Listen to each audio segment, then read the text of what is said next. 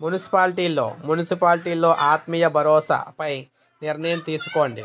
High court మున్సిపాలిటీల్లోనూ కూడా ఇందిరమ్మ ఆత్మీయ భరోసా పథకాన్ని వర్తింపజేయాలంటూ పిటిషనర్ సమర్పించిన వినతి పత్రంపై నిర్ణయం తీసుకోవాలని ప్రభుత్వాన్ని హైకోర్టు ఆదేశించింది. గ్రామాల మాదిరే మున్సిపాలిటీలో కూడా పేదలకు ఆత్మీయ భరోసాను అమలు చేయకపోవటాన్ని సవాల్ చేస్తూ నారాయణపేటకు చెందిన జి. శ్రీనివాస్ హైకోర్టులో పిటిషన్ వేశారు. దీనిపై తాత్కాలిక ప్రధాన న్యాయమూర్తి జస్టిస్ సంజయ్ పాల్, జస్టిస్ రేణుక యారాల ధర్మాసనం విచారణ చేపట్టిందనమాట.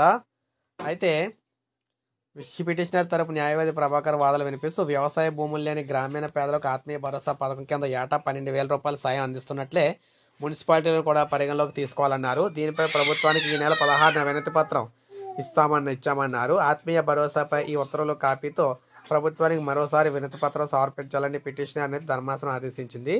దీనిపై 4 వారాల్లో నిర్ణయం తీసుకోవాలని ప్రభుత్వాన్ని ఆదేశిస్తూ విచారణ అయితే మూసివేసింది అనమాట.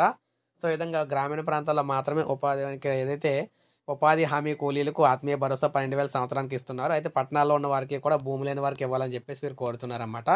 సో ఇది మనకు అప్డేట్. ఒక లైక్ చేయండి, సబ్స్క్రైబ్ చేసుకోండి, మన ఛానల్ సబ్స్క్రైబ్ చేసుకోండి.